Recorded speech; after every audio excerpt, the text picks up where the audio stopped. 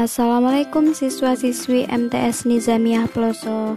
Semoga kalian semua dalam keadaan sehat walafiat. Amin. Kembali lagi bersama saya Dianika Afrinda Pratiwi pada mata pelajaran PPKN.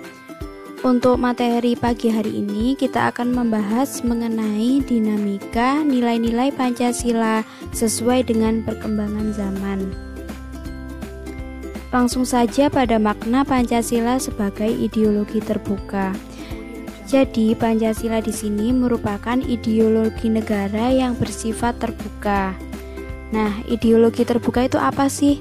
Ideologi terbuka adalah ideologi yang dapat berinteraksi dengan perkembangan zaman dan adanya dinamika secara internal.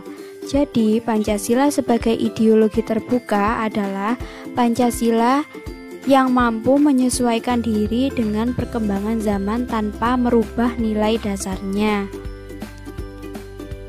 Nah, sekarang ke ciri-ciri ideologi terbuka. Di sini ciri-ciri yang pertama yaitu tidak diciptakan oleh negara, tetapi ditemukan dalam masyarakat sendiri.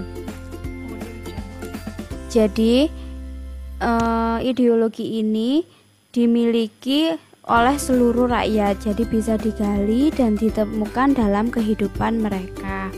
Nah, yang kedua ada tidak pernah memaksa kebebasan dan tanggung jawab masyarakat. Jadi ideologi terbuka ini menginspirasi masyarakat untuk berusaha hidup bertanggung jawab sesuai dengan falsafah tersebut. Yang ketiga, menghargai pluralitas sehingga dapat diterima warga masyarakat yang berasal dari berbagai latar belakang budaya dan agama.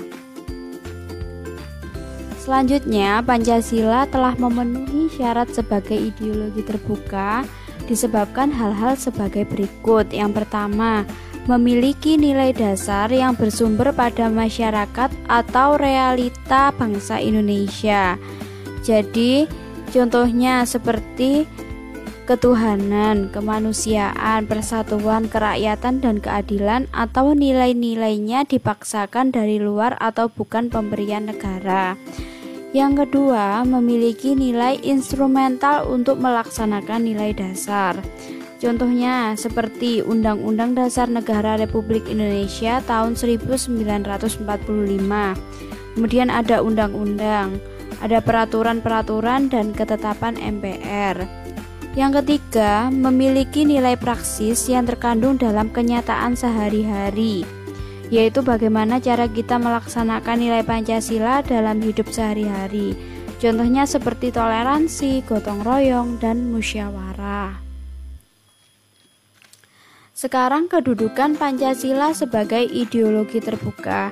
Jadi Pancasila sebagai ideologi terbuka ini tidak bersifat tertutup dan kaku, yang artinya bahwa ideologi Pancasila bersifat reformatif, dinamis, dan terbuka, dan senantiasa mampu menyesuaikan dengan perkembangan zaman, ilmu pengetahuan dan teknologi, serta dinamika perkembangan aspirasi masyarakat. Nah, sebagai suatu ideologi yang bersifat terbuka, maka secara struktural Pancasila ini memiliki 3 dimensi.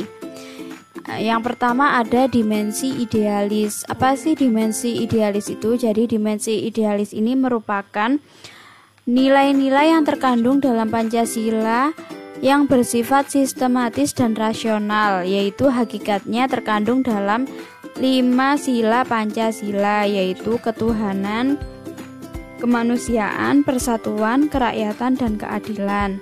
Yang kedua, ada dimensi normatif yang merupakan nilai-nilai yang terkandung dalam Pancasila perlu dijabarkan dalam suatu sistem normatif, sebagaimana yang terkandung dalam pembukaan Undang-Undang Dasar Negara Republik Indonesia tahun 1945 alinea keempat. Di sini memiliki kedudukan tertinggi karena di dalamnya memuat Pancasila. Yang ketiga ada dimensi realitas. Nah, dimensi realitas ini merupakan suatu ideologi yang harus mampu mencerminkan realitas yang hidup dan berkembang dalam masyarakat. Jadi Pancasila di sini juga harus mampu dijabarkan dalam kehidupan bermasyarakat secara nyata, baik dalam kehidupan sehari-hari maupun dalam penyelenggaraan negara. Selanjutnya, menurut Murdiono terdapat 3 tataran nilai dalam ideologi Pancasila. Yang pertama ada nilai dasar. Jadi nilai dasar ini merupakan suatu nilai yang bersifat abstrak dan tetap yang terlepas dari pengaruh perubahan waktu. Jadi nilai dasar ini merupakan prinsip yang bersifat abstrak, bersifat umum. Yang kedua ada nilai instrumental. Jadi nilai instrumental ini merupakan suatu nilai yang bersifat kontekstual. Jadi nilai instrumental ini merupakan penjabaran dari nilai dasar tersebut yang merupakan arahan kinerja untuk kurun waktu tertentu dan untuk kondisi tertentu. Yang ketiga ada nilai praksis. Jadi nilai praksis ini terkandung dalam kenyataan sehari-hari berupa bagaimana rakyat melaksanakan nilai Pancasila. Sekian materi pada pagi hari ini. Apabila ada pertanyaan bisa chat personal ke WA saya. Semoga kalian sehat selalu dan tetap jaga kesehatan. Saya akhiri. Wassalamualaikum warahmatullahi wabarakatuh.